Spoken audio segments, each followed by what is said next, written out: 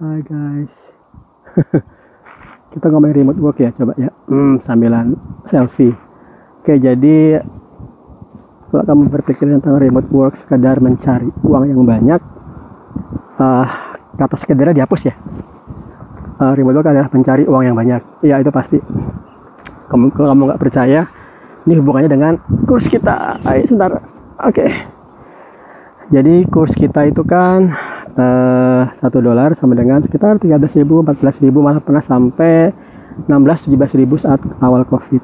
Dengan kurs yang serendah ini, kalau kamu tetap bekerja di Indonesia, maka kamu begitu akan membeli barang-barang yang diimpor, itu akan kerasa banget. Misalnya beli komputer, misalnya prosesor dulu harga cuma 1,5 juta, begitu naik sampai 17.000, kamu bisa beli sampai lebih dari 2 juta. Nah, kalau seperti ini kamu mau komplain, nggak bisa. Kamu mau komplain apa misalnya? Kamu protes ke negara, ya nggak akan bisa. Itu masalah sistemik. Kita mau mikir gimana cara supaya negara $1 sama dengan $1 misalnya ya. Kita perlu melakukan revolusi yang besar-besaran banget. Atau mungkin juga akan ada hal-hal yang tidak baik. Nah, manfaatkan situasi seperti ini dengan tetap berada di Indonesia. Jangan jadi TKI, tetap berada di Indonesia. Dan kamu kemudian mengekspor keahlianmu, skillmu ke luar negeri. Zaman dulu kalau kamu bikin ekspor, berarti kamu ngirim lewat peti kemas atau ngirim packaging yang bagus dan memikirkan segala macam. Itu kalau komoditinya adalah komoditi fisik. Nah, kita sekarang kan komoditinya komoditi digital semua, yang di semua bisa ditransfer via internet. Nah, itu sangat cocok banget bagi pekerjaan programmer yang kamu hanya diam di Indonesia. Ini saya lagi di mana nih? Pantai Gede Ombo, Bukit Pengilon. Nah, kamu diam di sini aja, kirim kerjaanmu ke luar negeri, kemana aja, Italia, Amerika, dan segala macam, untuk kemudian kamu mendapat bayaran dari klien luar negeri itu. Itu sempurna sekali teman-teman, luar biasa.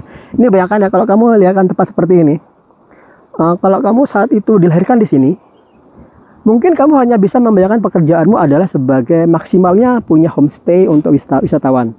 Ya, kalau wisatawannya datang terus, misalnya dengan COVID ini wisatawannya nggak datang, jeblok, nah kan trouble banget kan.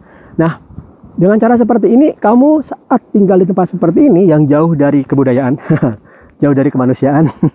Nah, pelajari aja semua teknologi remote work yang bisa kamu pakai untuk mengekspor pekerjaanmu. Contoh, kamu sekarang ini katakanlah masih SMK kelas 3 di SMK 2 Semanu. Mungkin ada ya. Tadi saya lewat itu SMP 1 Semanu Selatan. Nah, pelajari semua teknologi yang bisa kamu pakai untuk menembus remote work, dan kemudian tinggal tetap di sini, tinggal di tempat seperti ini, yang jauh dari keramaian, jauh dari pusat kota. Tapi luar biasa, orang kota akan nyari-nyari seperti ini. Bukan jidat saya yang di belakangnya, yaitu pantai. Nah, begitu kamu tinggal di tempat seperti ini, nah, dan pekerjaanmu dari luar negeri, itu artinya kamu pasti akan mengayakan daerahmu sendiri. Kamu tidak akan mengayakan orang-orang Jakarta. Ya kan, misalnya kamu tinggal di sini nih, wah ternyata orang tuh di pusat kota gajinya gede, aku ke Jakarta atau mungkin ke Jogja, ke pusat kota. Nah, kalau kamu seperti itu, nanti daerah yang makmur, daerah yang pendapatannya naik, itu hanya daerah-daerah di mana kalian ngumpul kerja di sana. Jakarta itu nggak akan bisa dikalahkan oleh Bekasi, Tangerang, dan lain sebagainya. Atau mungkin, saya nggak tahu, mungkin kalau semua kota Indonesia digabung jadi satu, mungkin Jakarta tuh perputaran uangnya masih lebih banyak. Nah, kita bagaimana bisa merubah seperti ini? Nggak perlu mikir pemberontakan atau pemesahan kekuasaan, nggak perlu. Kamu tinggal aja di kotamu masing-masing, pelajari remote work, pelajari semua skill, graphic design, programming, content writer, translator, virtual assistant, kamu pelajari semuanya, untuk kemudian kamu menarik devisa dari luar negeri. TKI itu kan tenaga kerja Indonesia, itu pahlawan devisa ya, yaitu mereka kerja di luar negeri, kemudian uangnya ditarik dari berbagai negara, Malaysia, Singapura, Thailand, Brunei, Amerika, Hong Kong, dikirim ke kotanya masing-masing, misalnya ke Subang, ke Pati, ke Pacitan, ke Wonogiri, ke Gunung Kidul, dan lain sebagainya, dikirim ke sana, pahlawan devisa. Nah, itu pahlawan devisa 1.0. Kamu bisa menjadi pahlawan devisa 2.0. Caranya? Jadi programmer, jadi desainer, jadi copywriter, jadi virtual assistant, jadi content writer, jadi publisher, yang kamu mengirimkan pekerjaanmu ke luar negeri. Saya akan mengulang ini sering sekali kalimat-kalimat ini, karena kadang-kadang Bukan kadang-kadang, karena ini merubah mindset. Merubah mindset itu kamu perlu mengulang-ulang apa yang saya katakan ini mungkin sampai berkali-kali. Supaya apa? Supaya mindsetmu berubah. Oke. Tadi sepanjang perjalanan seperti di sini saya sebenarnya nggak perlu bersedih ya, karena semua orang itu punya kebahagiaan masing-masing. Tapi andai kata saya bandingkan dengan kebahagiaan saya misalnya, tapi nggak juga ya. Saya membayangkan tinggal di tempat seperti ini meskipun gaji saya cuma 1 juta atau mungkin 500.000, kayaknya sudah bahagia banget deh. Oke, nah teman-teman, apa tadi? Oke, saya sepanjang perjalanan seperti ini ngelihat banyak anak kecil yang kesibukannya main layangan, terus ngarit tanaman dan lain sebagainya. Nah, akan menarik sekali kalau pemerintah secara umum mau memikirkan hal ini, yaitu mereka mau memikirkan bagaimana caranya sih agar semua orang itu tidak berpikir pada kotanya masing-masing untuk mencari pekerjaan. Misalnya kamu cuma di Jogja, mikirnya cuma itu aja. Enggak, dengan remote work. Kamu tahu nggak dengan remote work seberapa jauh cakupanmu? Satu planet bumi ini dicakup oleh pekerjaan remote work. Menarik lagi kalau Elon Musk sudah berhasil mengembangkan koloni di Mars, pekerjaanmu akan meliputi bumi dan Mars. Kamu tinggal ngirim data ke Mars lewat ada satelitnya Tesla mungkin. Kamu satelitnya SpaceX ya. Berarti biar kamu tinggal di tempat yang paling terpojok seperti itu. Ada tempat itu ada pohon. Biar tempatmu terpojok seperti ini, kamu tetap bisa mengirim pekerjaanmu meskipun ke Mars sekalipun. Oke teman-teman, ini benar-benar luar biasa kalau bisa dipahami sebagai suatu gerakan nasional ya. Kalau sekarang kan di remote work Indonesia itu ya cakupannya nggak banyak lah, kadar ya 1, 2, 3 sebulan kita member baru sekitar sudah mulai nembus 50 orang per bulan ya.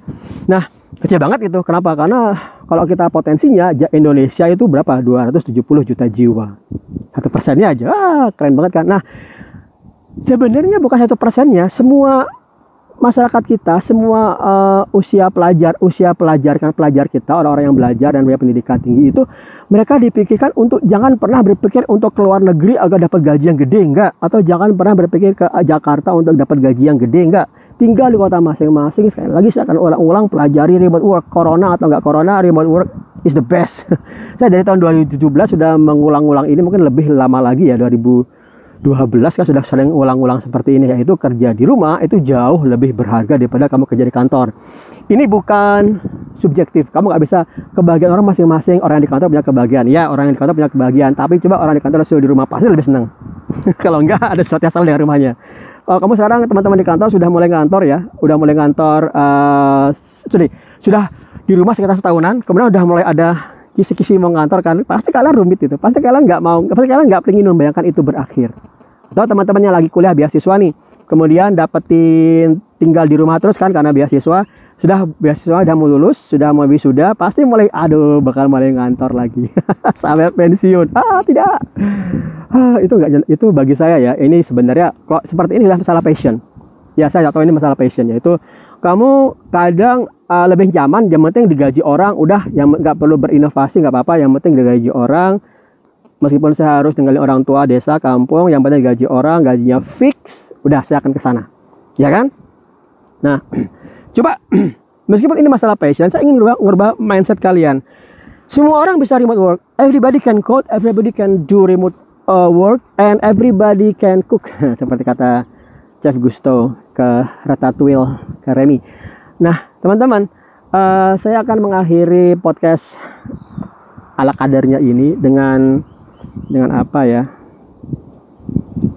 Oke, dengan quote-nya Bung Karno aja deh. Bung Karno itu kan bilang kemerdekaan itu adalah jembatan emas. Jembatan emas itu di sebelah jembatan itu sama rata, sama rasa, atau sama senang, sama suka, sama rata, sama rasa. Intinya adalah jembatan emas, kemerdekaan jembatan emas, di mana kamu benar-benar bisa berkarya bebas. Kalau kamu sudah berkarya bebas, kamu sebenarnya boleh nggak ngantor, tapi kamu terpaksa, kamu kepikir harus ngantor karena kantor itu adalah suatu kewajiban. Enggak, itu adalah pilihanmu sendiri. Ngantor itu pilihanmu. Bahkan kuliah itu pilihan. Sekolah juga pilihan. Kamu bisa nggak sekolah, tapi sebaiknya minimal pendidikan dasar 9 tahun ya, ikutin pemerintah. Tapi kuliah itu nggak wajib. Nah, teman-teman, kenapa saya mengatakan seperti ini? Nyambung dikit tentang kuliah. Kalau kamu berpikir kuliah itu wajib dalam konteks dapat penghasilan, enggak. Tapi kalau kamu berpikir kuliah wajib dalam konteks membangun kedewasaan, membangun networking, itu benar. Tapi kalau kamu hanya berpikir kuliah untuk dapat ijazah, kamu menyia-nyiakan pengorbanan orang tuamu. Kenapa? Kalau kamu sekedar berpikir seperti itu, nggak ada artinya. Bisa loh, kamu tiba-tiba kuliah lulus dengan gelar master ya, kamu bingung nyari pekerjaan. Atau tidak tidak merendahkan pekerjaan Gojek, tapi kalau kamu lulus kuliah, memegang sarjana S1, S2 atau ada mungkin kayak S3 ya misalnya ya. Tapi kamu bingung nyari pekerjaan, akhirnya kamu jadi sopir Gojek, sayang sekali. 13 tahunmu kuliah, sayang sekali. Saya bilang 13 tahun karena saya kuliah S1 10 tahun. 5 tahun skripsi aja. Oke teman-teman, rubah mindsetmu. Jadikan tahun 2021 ini tahun perubahanmu. Kamu sudah merasakan di rumah selama setahun, udah mulai merasakan suka dukanya. Kalau saya sih suka banget, nggak ada dukanya. Dukanya jalan-jalan nggak bisa. Dan kamu udah merasakan sukanya, dan kemudian kamu harus akan kembali ke kantor, kembali ke instansi yang mewajibkanmu berangkat jam 9, pulang jam 5, realisasinya berangkat jam 7 pagi atau jam 5 pagi, pulang jam 9 malam. Jadikan tahun 2021 ini tahun kamu berubah. Tahun kamu berubah menjadi pribadi yang punya mindset baru. Menjadi pribadi yang punya mindset baru, mindset di mana kamu paham bahwasanya kemerdekaan yang didapat bangsa kita tahun 1945 itu bukan sekedar formalitas dari Jepang, tapi benar-benar perjuangan, dan kamu gunakan itu, perjuangan jutaan nyawa bangsa Indonesia, kamu gunakan itu untuk menjadikan Indonesia lebih baik. Cara menjadikan Indonesia lebih baik dalam konteks saya adalah setiap warga negara kita punya kemandirian dan tidak berpikir mendapat gaji, sekadar gaji, kemudian meninggalkan kampung halamannya, meninggalkan orang tuanya, dan mengabaikan pembangunan di kotanya, di desanya masing-masing. Oke, itu dari saya, dari Eko di Bukit Pengilon, Gunung Kidul. Salam sejahtera. Assalamualaikum warahmatullahi wabarakatuh.